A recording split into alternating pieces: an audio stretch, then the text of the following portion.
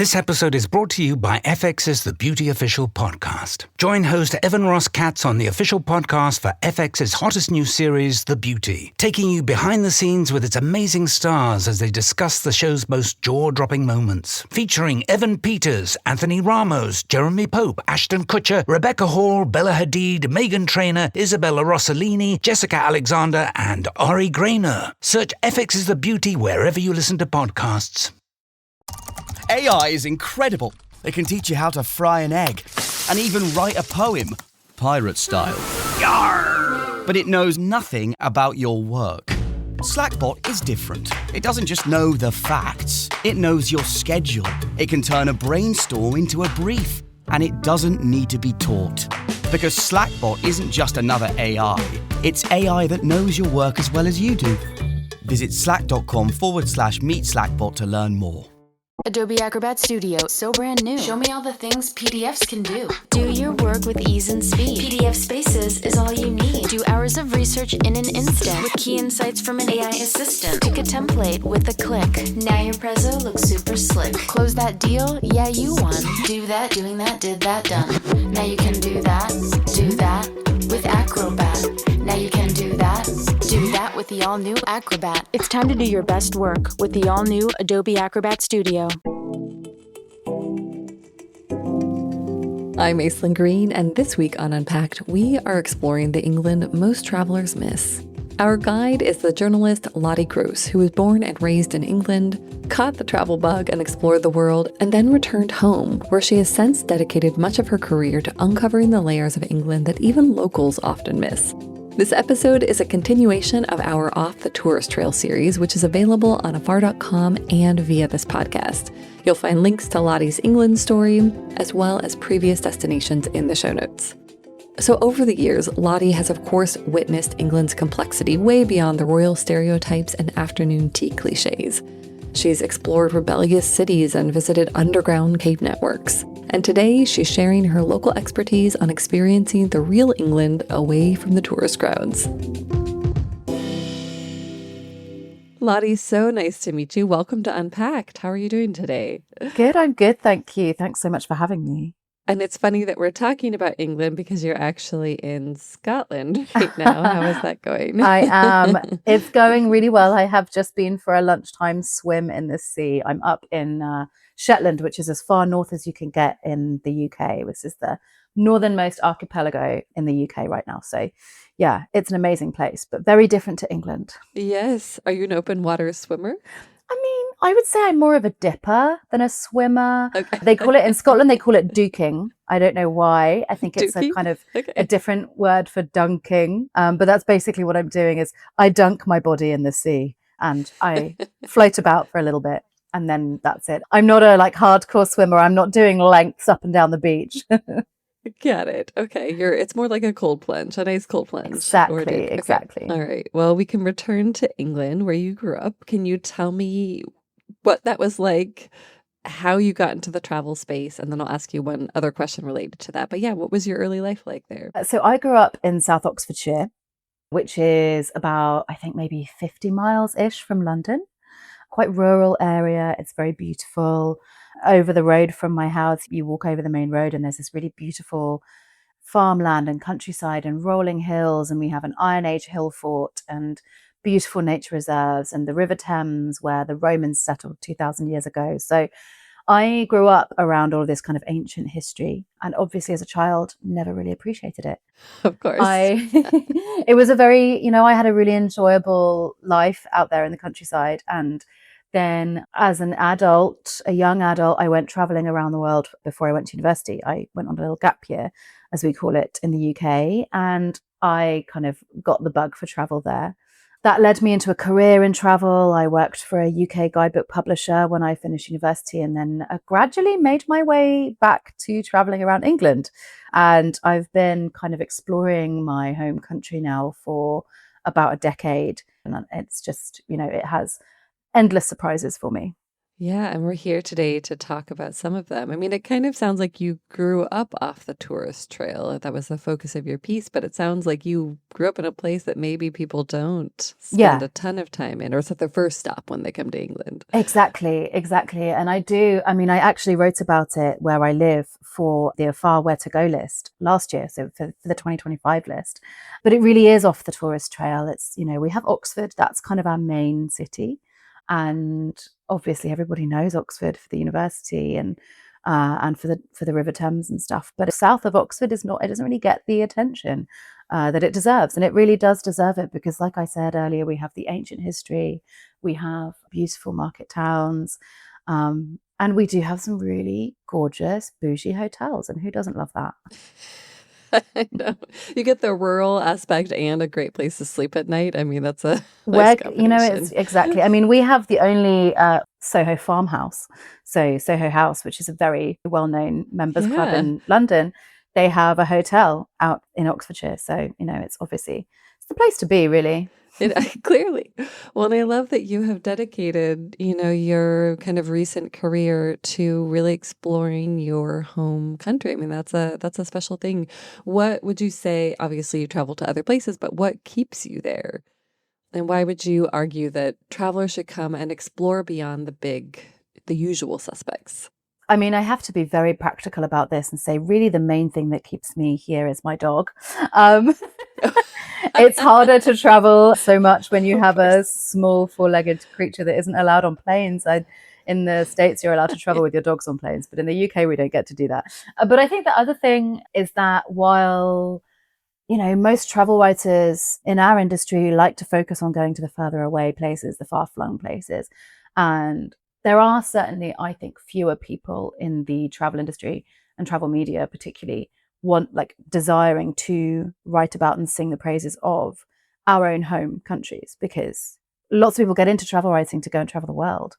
And of course, that's why I got into it too. But I also, I actually really love traveling around my home country and learning about it. And I find it so much easier to write about as well, because I know the culture, I know the people, I can communicate with people, Yes. and I can, I really can use my knowledge and my kind of experience of growing up and living here to inform my travel writing, which I really love to do. And I think really England is so diverse that you don't necessarily need to travel the world unless you really want, guaranteed sunshine for 2 solid weeks. Then yeah, you probably need to go to the Caribbean or something. But otherwise, England kind of has it all. How cool. Well, and it really taps into this idea that we've been talking about here at Afar of, leaning into this local expertise, like you said, especially on the cultural side. Like when you live in a place, you just know it in a way that you takes time, when you're traveling and when you're kind of parachuting in.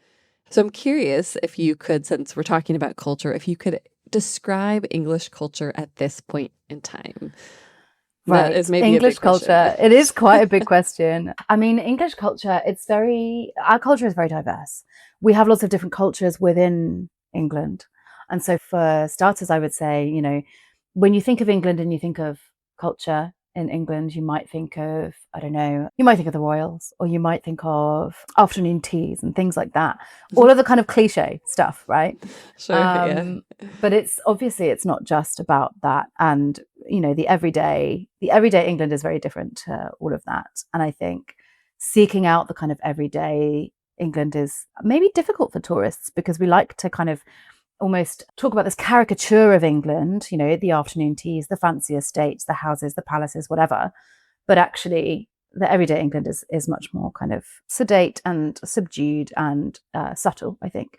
But I think in terms of English culture, I mean, when I think of English people, I think of people who are quite self-deprecating, maybe. I think we're not that great at shouting about how great we are, um, or at least how great the tourism offering here is. We are a very, very creative country, whether that's through food and drink, through, the way we're farming and the way our farmers are very creative with the way they're farming and using regenerative Oh, that's so agriculture and cool. things like that. And then that kind of pushes the restaurateurs to be a little bit more sustainable and think about responsible eating and responsible cooking. There's little things like that you wouldn't necessarily see as a tourist, but it's all going on behind the scenes and it's very interesting. Oh, I love that. So, do you have any etiquette tips for travelers, especially travelers coming from America? What do you notice that maybe rubs locals the wrong way? Or I could frame it more positively. No, that's an What do interesting you, question. I think being conscious of the way you are treating our homes is very important. And I think in particular, I'm thinking of places like the Cotswolds, where I have been writing about the Cotswolds for over a decade now. And over tourism is a real issue there because we've got all these quaint cottages. We've got the golden stone and the thatched roofs and the roses in the gardens and the white picket fences. And it's so quaint and it's so cute and it's absolutely irresistible to photograph. However, these are people's homes.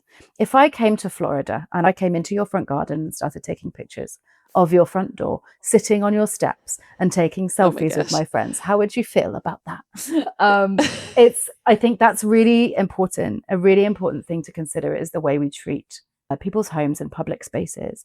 That's a great tip. And I think Thanks. one that, people, when they get swept up in the charm and like the movie set, and it's true, when you're not at home, it doesn't feel as real. It's easy to forget that there's real people behind those doors. So that's a great suggestion. Okay. Well, most travelers are going to fly into London. And in your story, you had a really cool urban alternative to London. So could you tell me a little bit more about this city and paint us a picture of what it's like to be there? Sure. Bristol is frenetic. I have never been to Bristol and felt relaxed. It is chaos. It is noisy. It is essentially, the London of the West, I would say. It's massive. It's a huge city.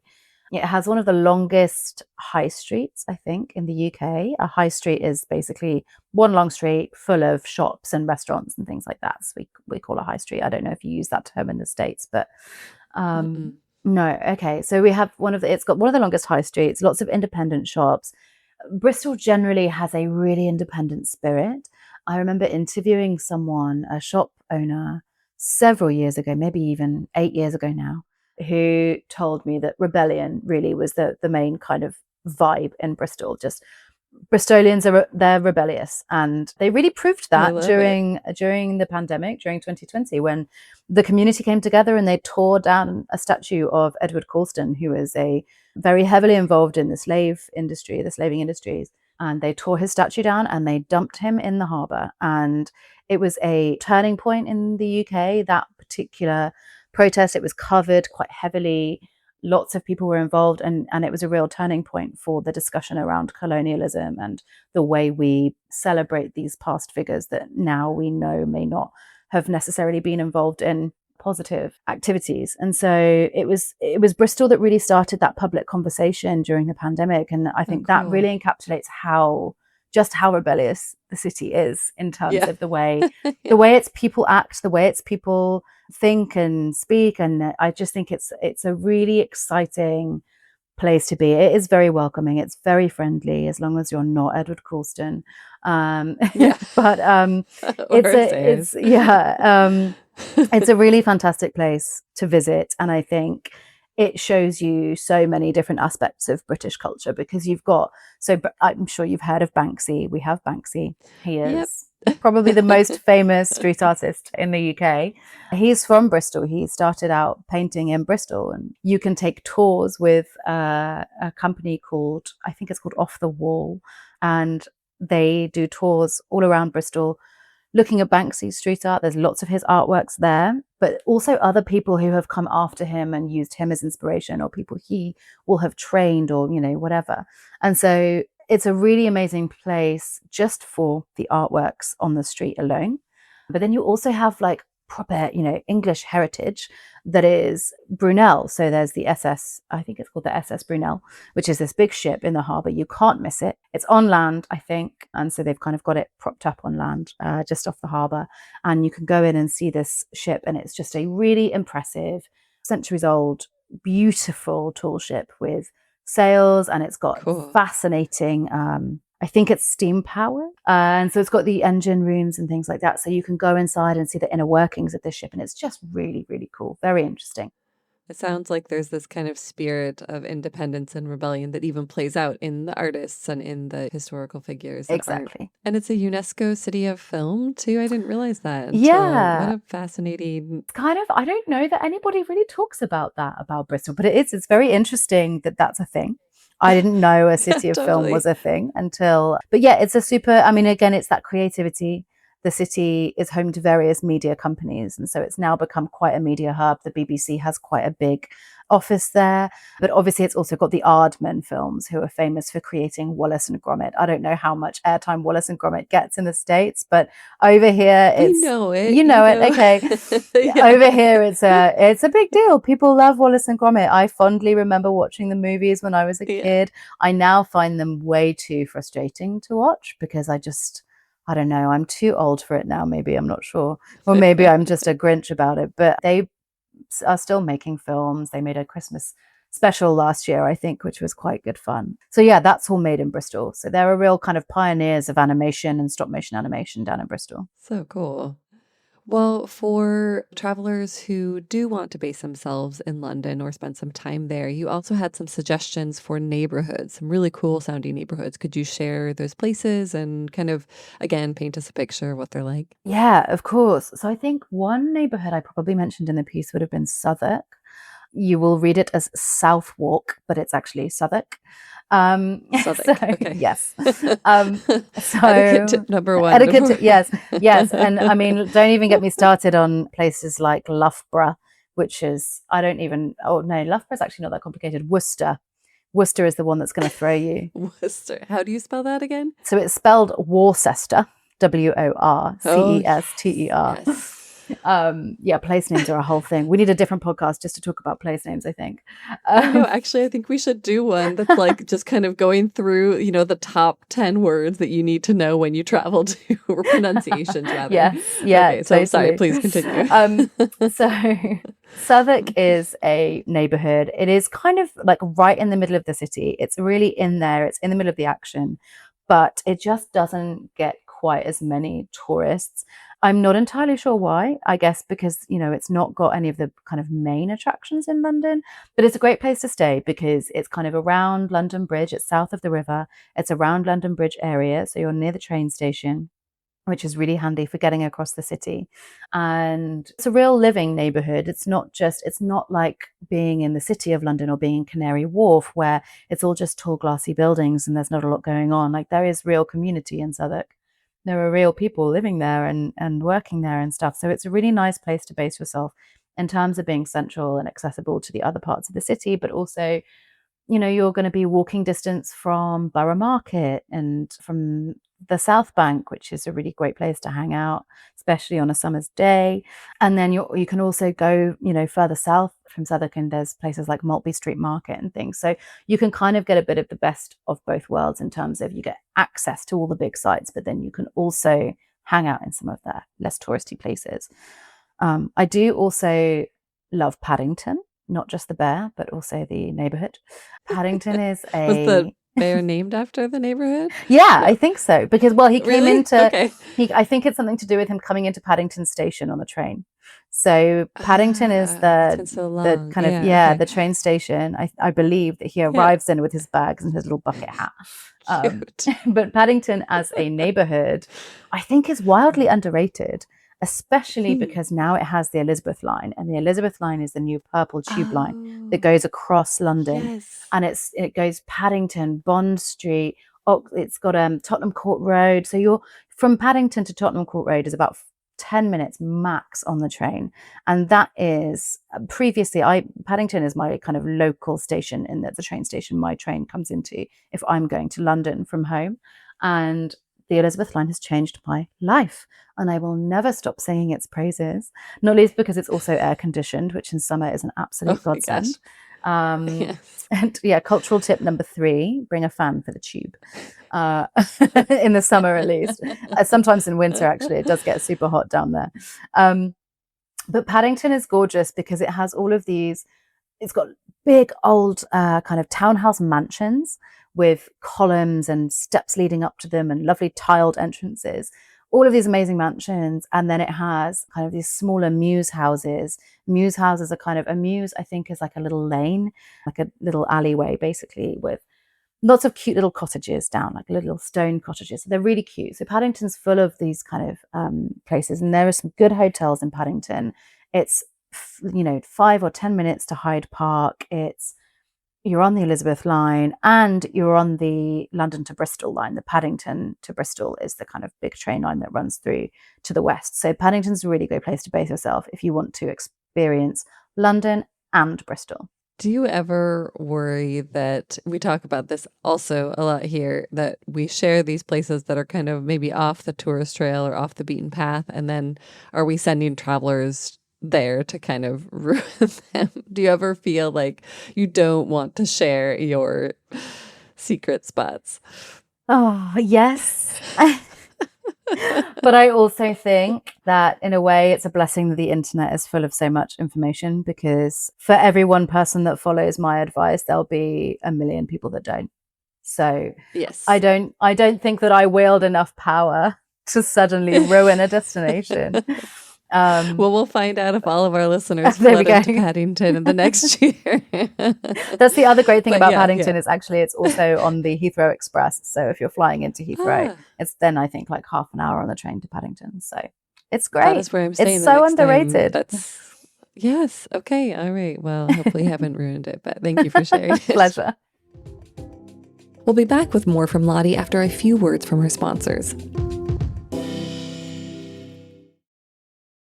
Kaylee Cuoco and Sam Claflin star in the MGM Plus original series, Vanished. When the man Alice loves disappears on a train to the south of France, every romantic memory becomes evidence. Every intimate detail, a potential threat. She thought she knew everything about him, but she may not even know his real name. 4-part thriller Vanished premieres February 1st on MGM Plus. Finding the truth is a dangerous affair. I had that dream again. My small business needs to hire, but I don't use LinkedIn, and I hire wrong. So then I'm doing IT, and when I go to plug the servers in, they become sentient, and they won't let us access our network unless we forward their chain emails and memes to more and more and more people, and then I wake up. Don't let hiring nightmares ruin your dreams. LinkedIn Jobs' new AI assistant finds and invites best fit candidates to apply, so you can discover talent you may have missed. Post your job for free at linkedin.com/quality. Start hiring today with LinkedIn.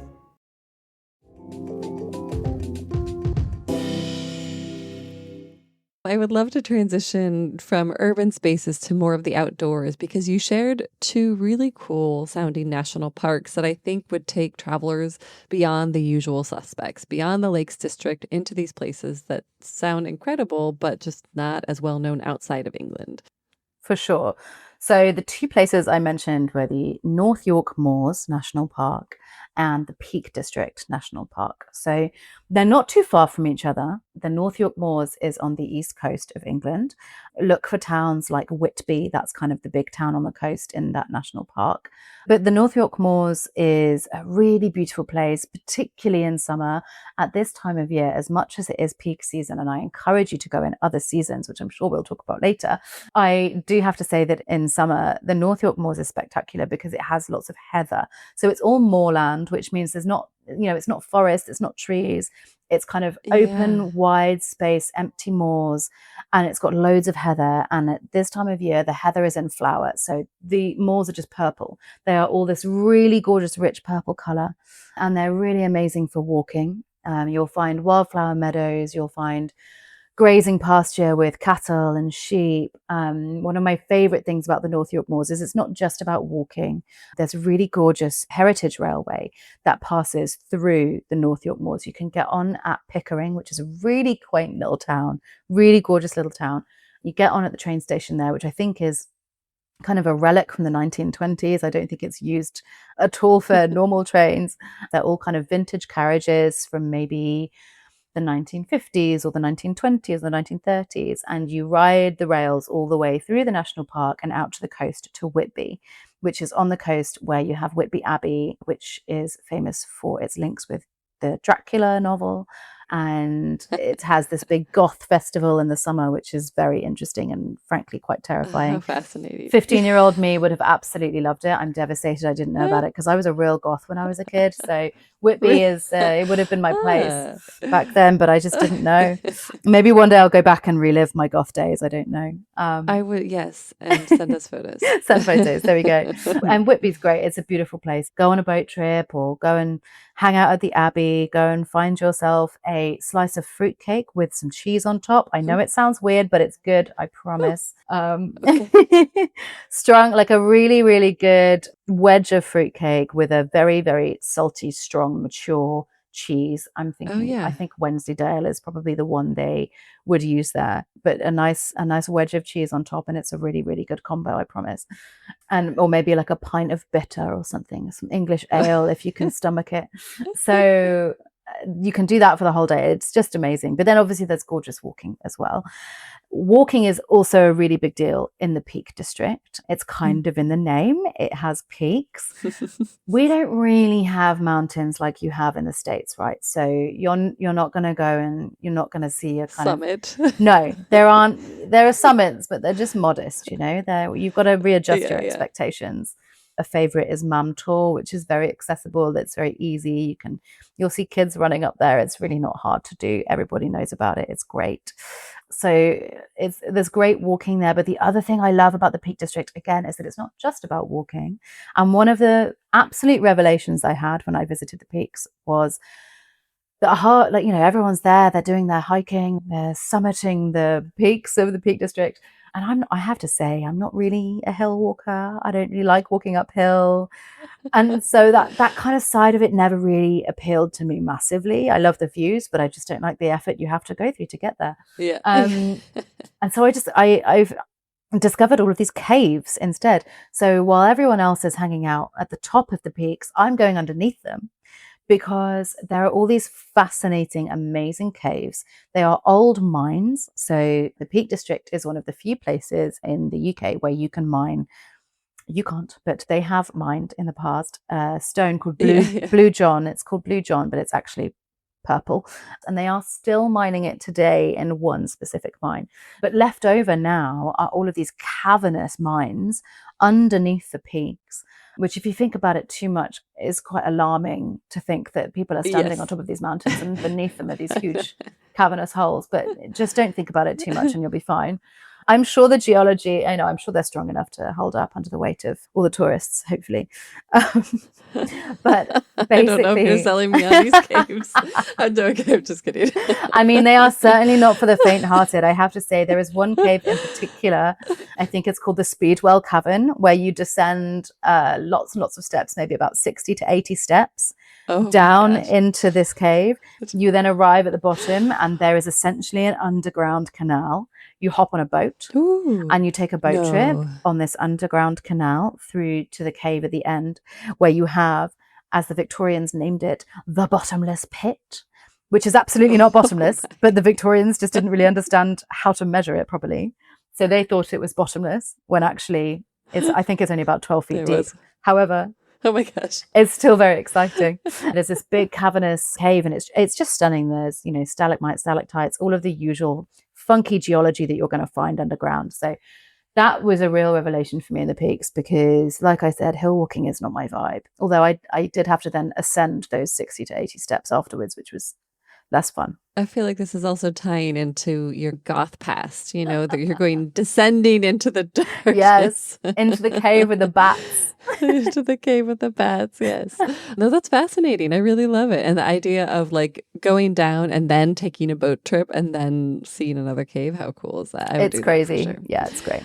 Well, you mentioned seasons earlier, and you also in your story talked a little bit about England's shoulder season. So can you share when that is, when you recommend people travel to England and why? Of course. So the shoulder season, when I say shoulder season, what I mean is, I guess, spring and autumn. Low season, I suppose, in the UK or in England would be the winter time. Lots of people don't come to England in the winter, except maybe for the period of Christmas and New Year. Wintertime, particularly January and February, can feel quite bleak and cold and wet in England. So it's very quiet at that time of year. And often you're not going to get the best weather. So unless you really love the cold, then come along in winter. But spring and early summer and then autumn are probably my favorite times of year in the UK. Come from April through to mid-June is a really beautiful time because it's warming up. People are in a good mood because we've just come out of winter. And so there's this kind of festive atmosphere at that time of year. You've got bluebells coming out, you've got daffodils coming out. There's just this optimism in the air. And also it's cheaper. It's just cheaper to stay here, to travel around. It's just easier and cheaper. It's quieter. So in England, we have a kind of a long 6-week holiday from July, mid to late July, until early September. That's when all of the schools in England stop for summer. And so that means that it gets kind of busy at that time of year. So if you try and come either side of that, so in the May and June and early July-ish, and then kind of mid-September right through to November, you're going to have a much quieter time. The October-November time is magical, particularly in places like the Cotswolds, which I would say is not off the beaten trail at all. It's extremely beaten. Beautiful, but very, very busy.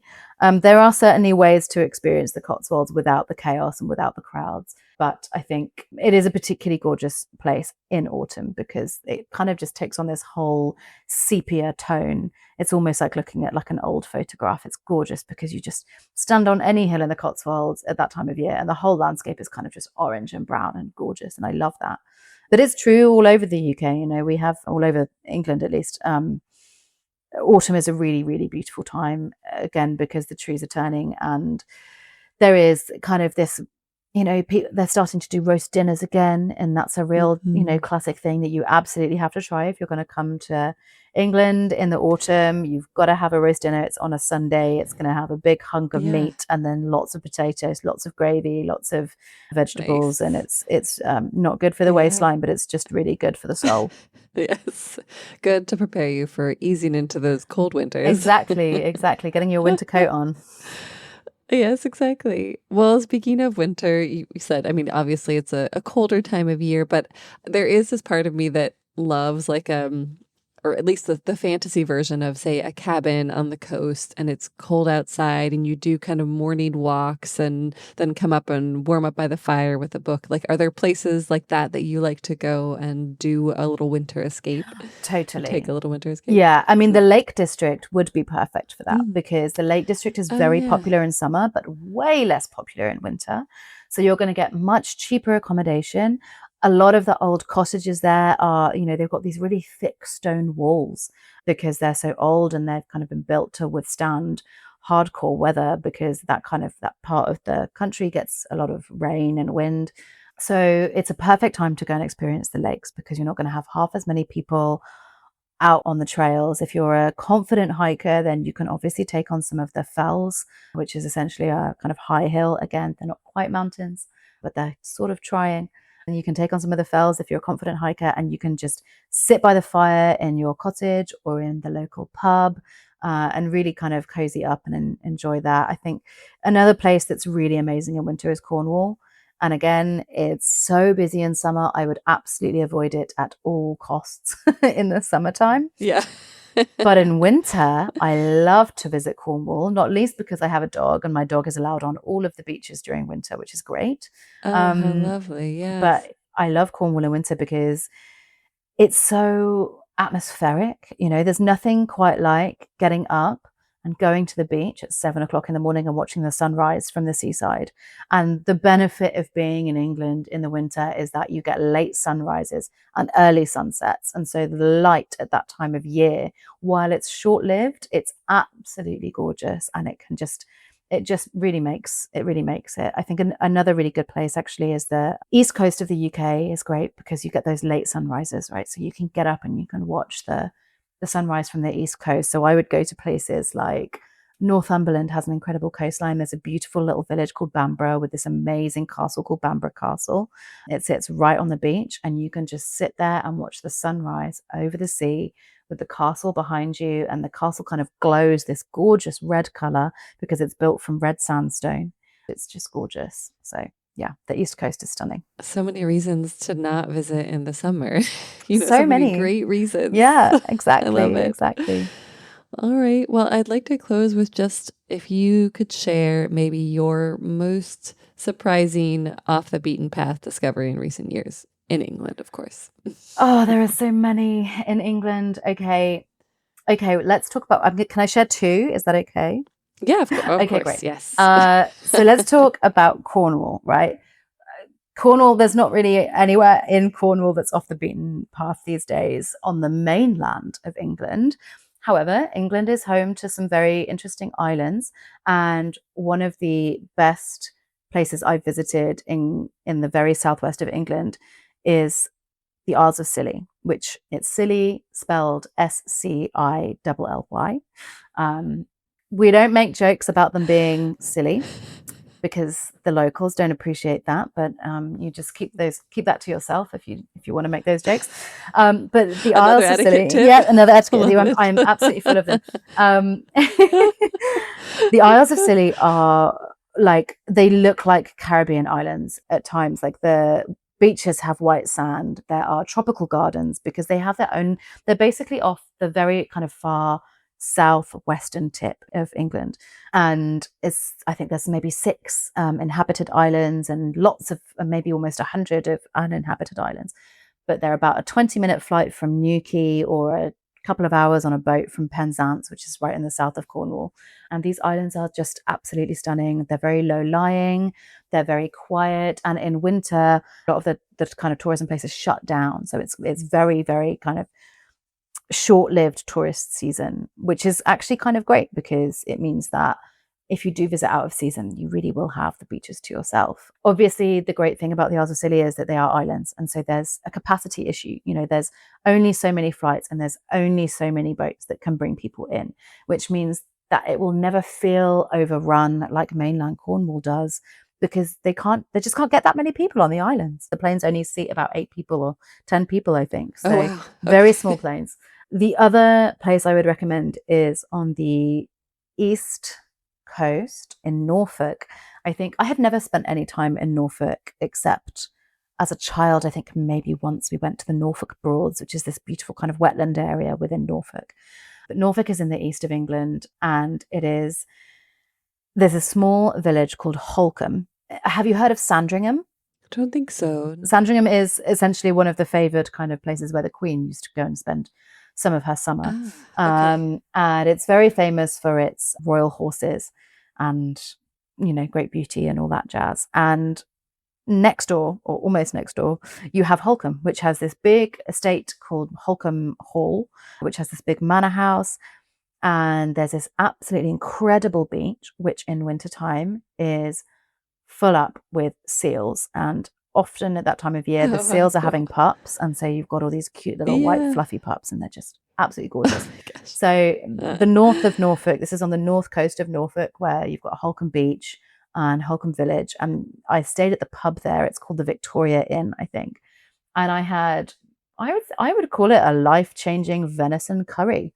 It was spectacular. Probably one of the best meals I've ever had. And I think it cost me £15 for like a 2-course meal where I had, bread to start and some soup. And then I had this venison curry, and it was divine, absolutely divine. So I really recommend Holkham is a really beautiful little place. Okay. And it was a real kind of surprise to me. I love it. And that's a bold statement to make. So, food motivated travelers, I think, would go for a life-changing venison curry. I mean, I just hope they still do it. And I should say the venison is shot locally as well. It's venison from the Holkham estate. So, I mean, you don't get more sustainable than that. Deer are very much a kind of invasive animal in this country, and we have to cull them anyway. So it's really amazing that they're cooking with locally shot venison, because it's just super fresh and it's really sustainable. And that concludes our exploration of England with Lottie Gross. In the show notes, you'll find a link to Lottie's afar.com piece about England, plus all of her recommendations for everything from heritage railways to life-changing venison curry spots. You can also follow Lottie's ongoing adventures across the UK and beyond through her travel writing. We've included all of her details in the show notes. Ready for more unpacking? Visit afar.com and be sure to follow us on Instagram and TikTok. We're at Afar Media. If you enjoyed today's exploration, I hope you'll come back for more great stories. Subscribing always makes that easy, and be sure to rate and review the show on your favorite podcast platforms. It helps other travelers find it. And if you want to ask a question or suggest a topic for coverage, you can leave us a voicemail at the link in the show notes or email us at unpackedafar.com. This has been Unpacked, a production of Afar Media. The podcast is produced by Aislinn Green and Nikki Galteland. Music composition by Chris Cullen. And remember, the travel world is complicated. We're here to help you unpack it.